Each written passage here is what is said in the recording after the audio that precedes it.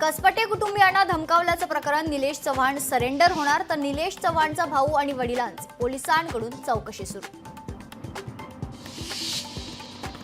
वैष्णवी आत्महत्या प्रकरणी संबंधित संशयित आरोपी निलेश चव्हाणचा नवा व्हिडिओ समोर, कमरेवर बंदूक ठेवत नाचतानाचा व्हिडिओ व्हायरल। गुन्हा दाखल असताना निलेश चव्हाणला शस्त्र परवाना कसा दिला? तत्कालीन अतिरिक्त आयुक्त जालिंदर सुपेकरांवर दबाव होता का? जालिंदर सुपेकरांवर कारवाई होणार का? सवाल उपस्थित। पुण्यापाठोपाठ नाशिकमध्येही हुंडाबळीची घटना। 37 वर्षीय विवाहितेची गळफास घेत आत्महत्या। सासरच्या जाचाला कंटाळून आत्महत्या केल्याचा माहेरच्यांचा आरोप। सोलापुरात 9 वर्षीय मुलीचा मृतदेह सापडल्यानं खळबळ, वडिलांनीच हत्या केल्याचा पोलिसांचा प्राथमिक अंदाज।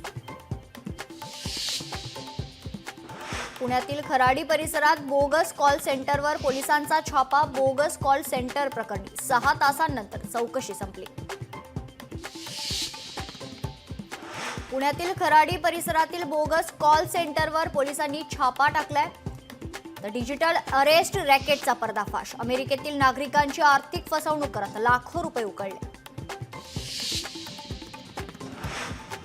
महापालिका निवडणुकीच्या पार्श्वभूमीवर शिवसेना ॲक्शन मोडवर। विकास कामं करण्यासाठी पालिकेच्या माध्यमातून 2 कोटींचा निधी उपलब्ध करून देण्याची लगबग, सूत्रांची माहिती।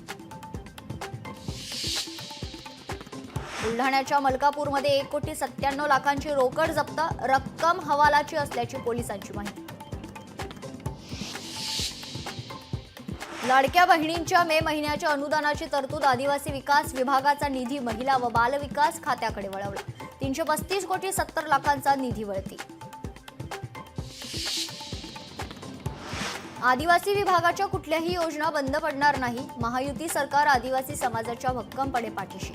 आदिवासी विकास मंत्री अशोक उईके यांचं वक्तव्य।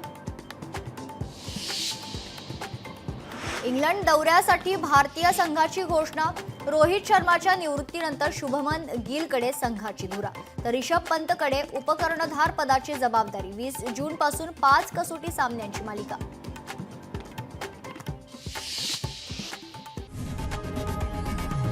लोकशाही मराठी ऐका, पहा, जागरूक रहा।